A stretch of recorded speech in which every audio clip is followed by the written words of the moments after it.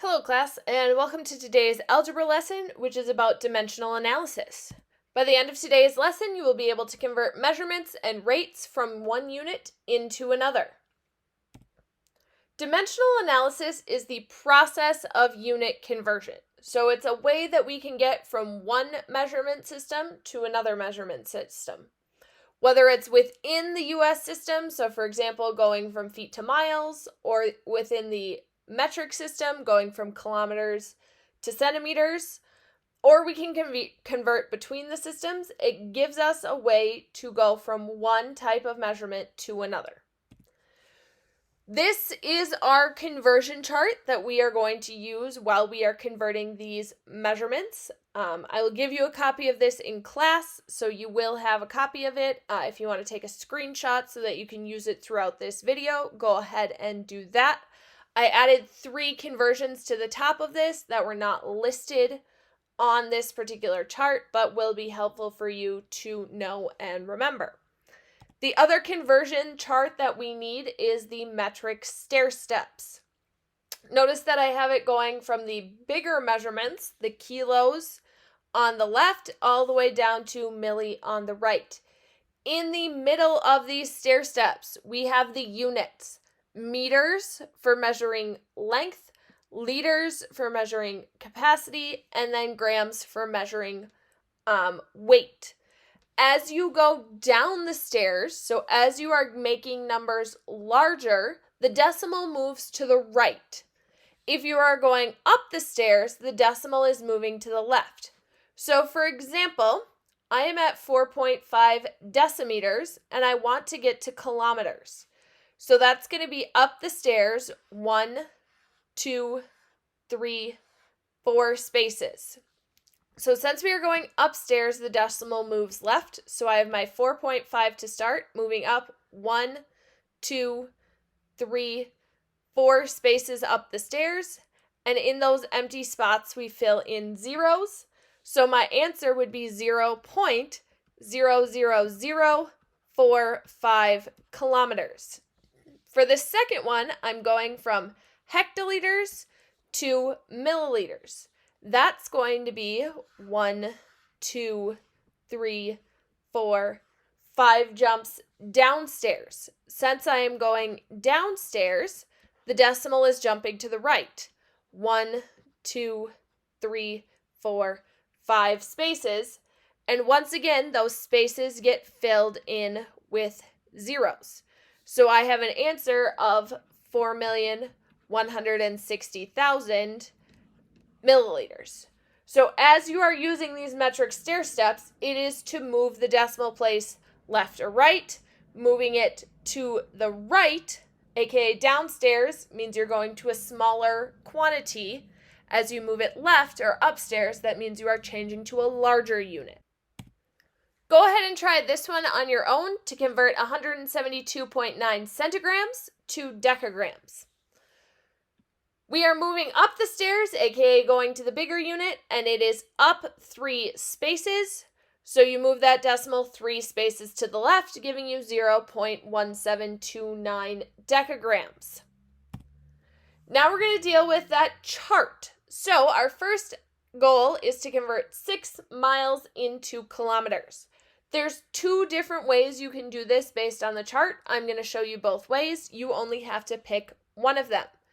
So we've got 6 miles as our value, and I need to convert that into kilometers. One of the things that the chart gives us is that 1 mile is the same as 1.609 kilometers. Now, in order to get 6 miles of that, I'm going to go ahead and multiply. So these values are going to get multiplied. The miles label is going to cancel out. And then I do 6 times 1.609, which is 9.654 kilometers. And then in the denominator, it's just a value of 1 right now. So when I divide, I get 9.654 kilometers. You could set this same problem up. So starting again with my 6 miles, using the other conversion that chart gives you, which is going to be that 1 kilometer. So now I've got the 1 with my kilometer unit is equal to 0.621 miles. Again, in order to solve this problem, I'm going to be multiplying, and my miles label is going to cancel out. Now I have 6 kilometers up top over 0.621. In this case, I need to finish by doing division, and when I do that, I end up with an answer of 9.66 kilometers. So you'll notice that our decimals are a little bit off. The values in our chart that we have are rounded values. These are not exact answers. So it's not 1 kilometer is exactly 6.21 miles. That decimal would keep going. So that's why it's important to show your work for which conversion factor you are using, because the factor that you use is going to determine whether or not your answer, after you round it, is correct. Go ahead and try this one on your own. Once again, there's the 2 possible conversion factors. Based on which one you used, you'll either get 340.2 grams or 342.86 grams. Next, we're going to talk about what happens when there is a rate.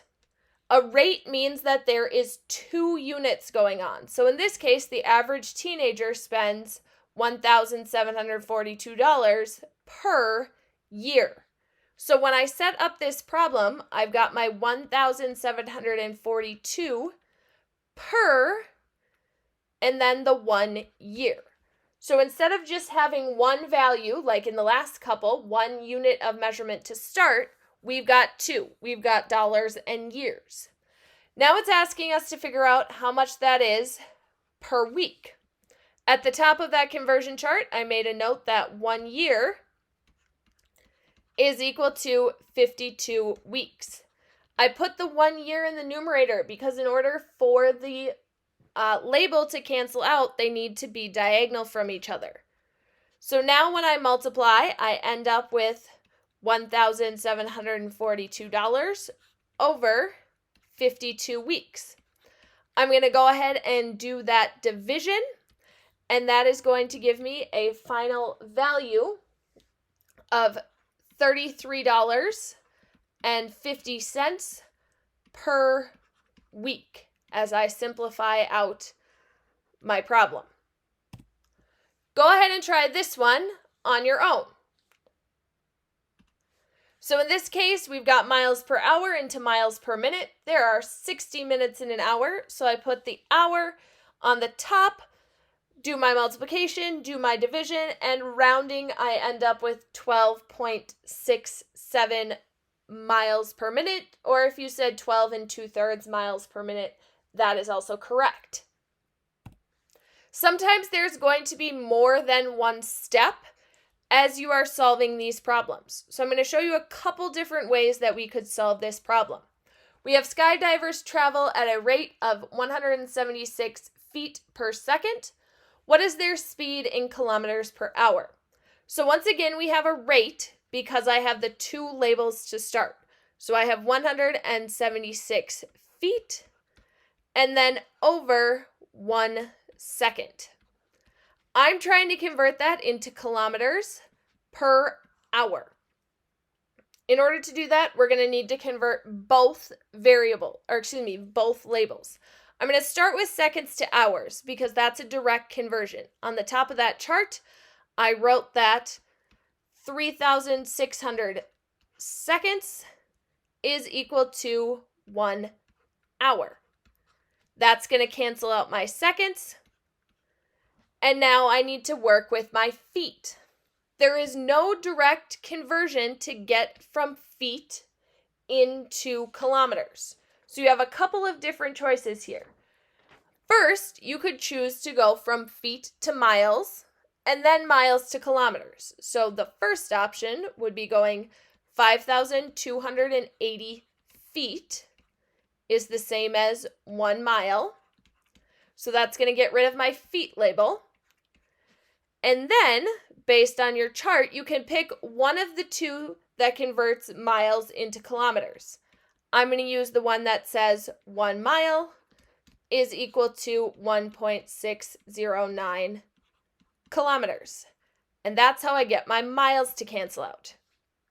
Then in my numerator, I'm going to multiply 176 times 3,600 times 1 times 1.609.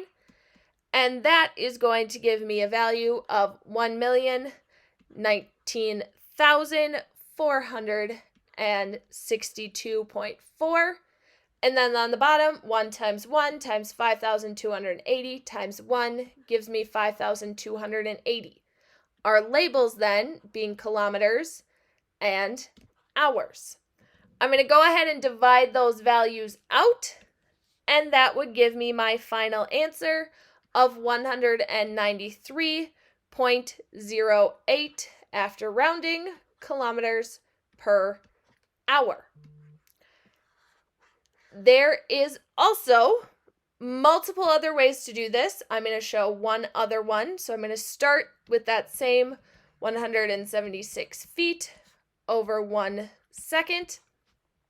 The seconds to hours part is going to be the same. So I'm going to multiply by my 3,600 seconds over my 1 hour, canceling my seconds out. Another way that I could go about doing this would be to go from feet to meters. There's a couple different options of that on your conversion chart. I'm going to say that 1 foot is equal to 0.305 meters. And I can stop my conversions there. And then once I get my value, I can move the decimal based on those metric stair steps. So if I go through and multiply at this point, 176 times 3,600 times 0.305, I get 193,248 over 1. And that's in meters per hour when I cancel out those other ones. So I'm in meters per hour. Now I need to get to kilometers. On the stair steps, kilometers is 3 steps above meters. So I'm going to take it, I'm going to move that decimal back 1, 2, 3 spaces to give me a final answer of 193 after we round to 5 kilometers per hour. So once again, the decimals are a little bit off, but our general answer is the same. This is once again important as to why you show your work, because your final answer is going to vary a little bit based on which conversion that you use. Go ahead and try this one on your own. 2 examples here, many different ways to solve this, but as you solve it, you should end up with 7.62 centimeters per second as about the answer that you get. If you have questions about this or anything else from the lesson, please feel free to reach out and let me know.